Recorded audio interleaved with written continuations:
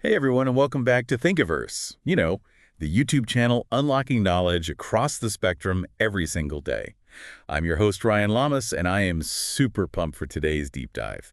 It's going to be a health topic that's been making waves. Oh, yeah. It's really been out there. I'm Rana Sisluto, and I'm ready to break it all down for you. I'm excited. We're tackling the ketogenic diet, keto for short. It's all about changing how your body uses energy. So if you're new here, hit that like button and subscribe. You won't want to miss out on any of our upcoming deep dives. Definitely hit subscribe. We're going to explain the keto diet in a way that even a fifth grader can understand. We're going to break down the science, the good stuff, and the things to watch out for. I love that. So imagine your body is a car. Yeah. And usually it runs on sugary fuel like candy. But on a keto diet, we're switching the car to run on a different kind of fuel, fat. Exactly. And that switch, where your body starts burning fat for energy instead of carbs, that puts you into a state called ketosis. Ketosis, the magic word.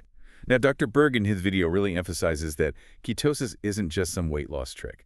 It might actually be a key to tackling a bunch of health problems and inflammatory conditions. Right. And that's a really important point. Ketosis is a natural metabolic state. It's like flipping a switch in your body. So how do we know if we flip that switch? Do we need like a special dashboard light for our bodies? Well, there are tests, but you can often tell just by paying attention to your body. Dr. Berg highlights 9 common signs that you're in ketosis, without needing any fancy equipment. Okay, let's hear them. What are these signs? First, you might see the number on the scale go down, which is exciting. But hold on, that initial weight loss is mostly water weight.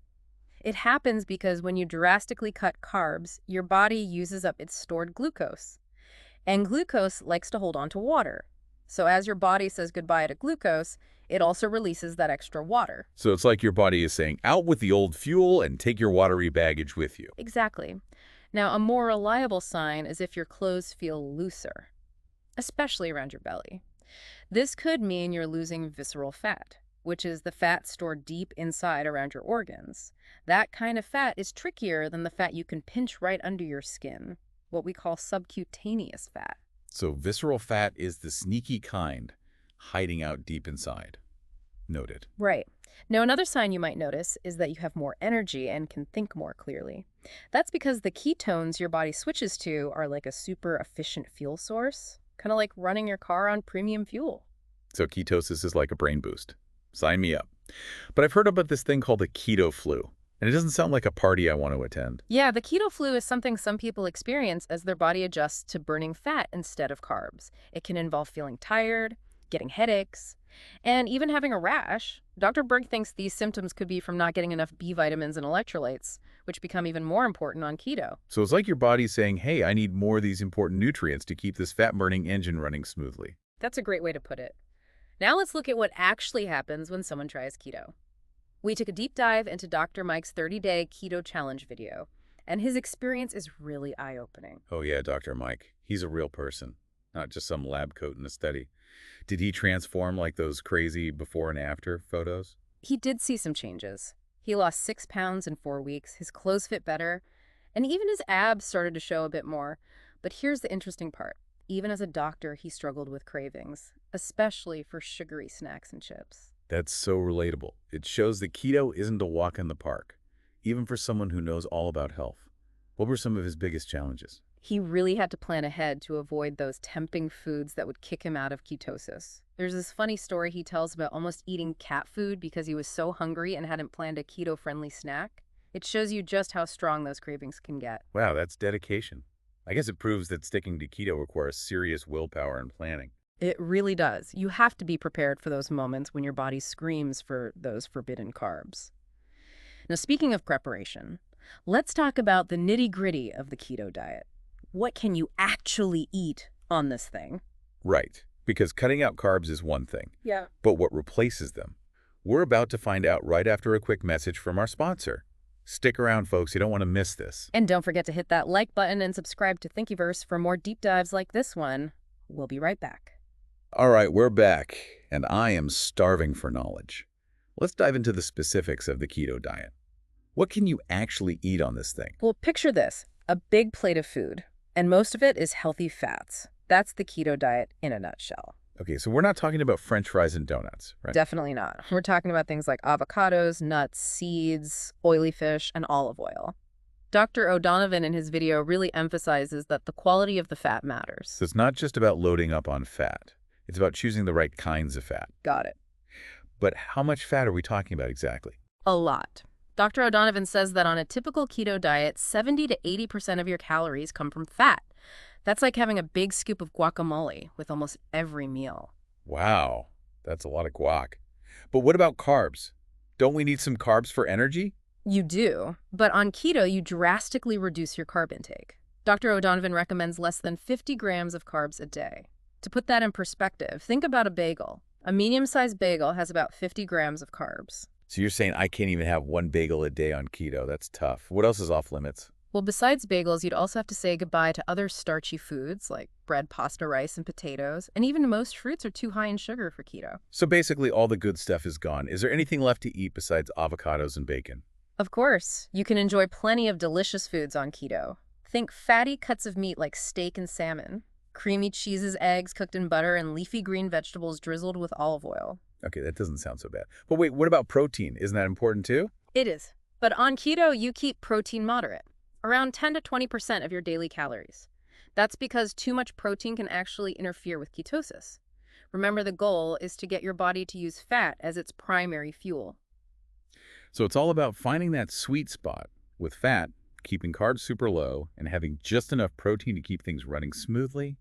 It's like a delicate balancing act. Exactly. It's not just about cutting things out. It's about making sure you're fueling your body the right way to stay in ketosis. Got it. Now, beyond weight loss, Mm. are there any real health benefits to going keto? Why are people so crazy about this diet? Well, there's growing evidence that keto can do more than just help you shed pounds. Both Dr. Berg and Dr. O'Donovan highlight some pretty impressive potential benefits. Like what? For starters, keto can improve insulin sensitivity. Insulin is like a key that unlocks your cells to let glucose in for energy, but when you eat too many carbs, your cells can become resistant to insulin, which can lead to high blood sugar and all sorts of health problems. Keto helps your cells become more sensitive to insulin again, which is great news for your overall health. That's fascinating. So it's not just about how you look, it's about how your body functions at a deeper level. Exactly. Keto can also help lower blood pressure and improve your cholesterol levels, both of which are important for heart health.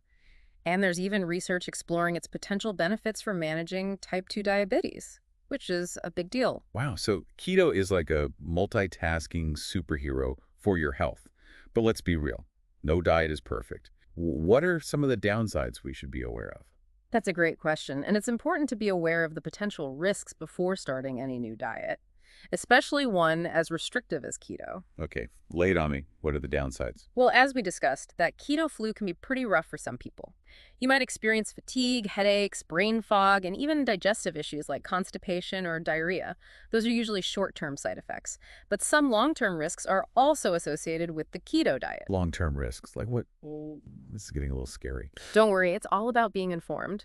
Dr. O'Donovan explains that long-term keto could increase the risk of kidney stones and osteoporosis. Kidney stones and weak bones. That doesn't sound good. It's definitely something to consider, especially if you have any underlying health conditions. And because the keto diet is so restrictive, there's also a risk of nutrient deficiencies. You might not be getting all the vitamins and minerals your body needs from food alone. So even though you're eating lots of healthy fats, you could still be missing out on essential nutrients. Right.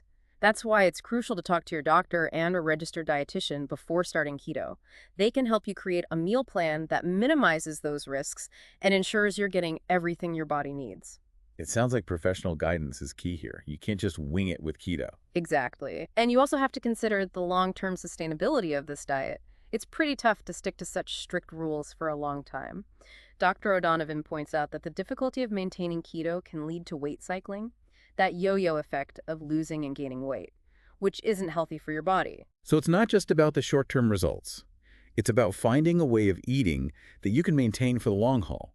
Keto might be great for some, but it's not a magic bullet for everyone. That's a really important point. It's about finding what works for you, your body, and your lifestyle. Okay, so we've covered a lot of ground here. We've talked about what ketosis is, how the keto diet works, its potential benefits, and the risks to consider. It seems like a powerful tool, but it's not something to be taken lightly. Absolutely. It's about making informed decisions and understanding that there's no one-size-fits-all approach to health and nutrition. And speaking of informed decisions, before we move on to our final thoughts, we want to remind you that we're Thinkiverse, the YouTube channel unlocking knowledge across the spectrum every single day. If you're enjoying this deep dive into the ketogenic diet, hit that like button and subscribe to our channel for more amazing content. We've got tons of fascinating topics coming your way. We're passionate about making knowledge accessible and engaging, and we'd love for you to join our community of curious minds. Now let's wrap things up with some final takeaways. Sounds good. Okay, so we've explored the ins and outs of the ketogenic diet. It's clear that this diet can be a game changer for some people, but it's not a decision to be made lightly. No, definitely not. I think one of the biggest takeaways here is that there's no such thing as a perfect diet. It's all about finding what works best for your individual needs and goals. Right, and that's where listening to your body and seeking professional guidance comes in. Yeah. Dr. Mike really hammered that home in his video. Starting any new diet, especially one as strict as keto, should be done in consultation with your doctor. Absolutely. A healthcare professional can assess your individual health history, any underlying conditions, and really help you weigh the potential benefits and risks. They can also help you create a safe and balanced meal plan that minimizes any potential downsides. Exactly. It's like having a personalized roadmap for your health journey. Now, I'm curious, what are some of the things that stood out to you the most about the keto diet as we were prepping for this deep dive? What fascinates me is how the keto diet has evolved. It's been used to treat epilepsy for decades, and now it's gaining popularity for weight management and other health benefits. It really speaks to the versatility of this approach and how our understanding of nutrition is constantly evolving. That is fascinating. It's like this old tool that's being rediscovered and repurposed for new challenges. Yeah. It makes you wonder what other dietary approaches are out there waiting to be explored and understood. Exactly. The world of nutrition is so complex and ever-changing. There's so much we still don't know, and that's what makes it so exciting to explore. Absolutely. It's a reminder that we should always be open to learning and questioning, especially when it comes to our health. Now, before we sign off, we want to hear from you. Yes. Have you tried the keto diet? What was your experience? Or maybe you've explored other dietary approaches that have worked for you. We'd love to hear your thoughts and insights in the comments section below. We're all on this health journey together, and sharing our experiences can help us learn and grow.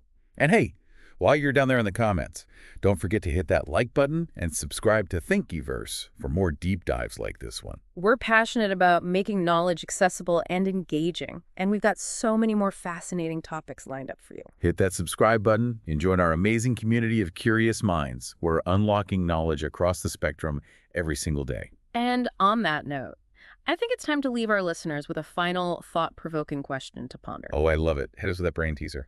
We've learned that the ketogenic diet can be a powerful tool for some, but it also comes with its own set of considerations. It makes you wonder, what other fascinating ways can we fuel our bodies and optimize our health?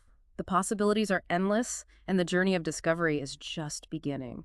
That's a fantastic question to ponder. Yeah. Thanks for joining us on this deep dive into the ketogenic diet.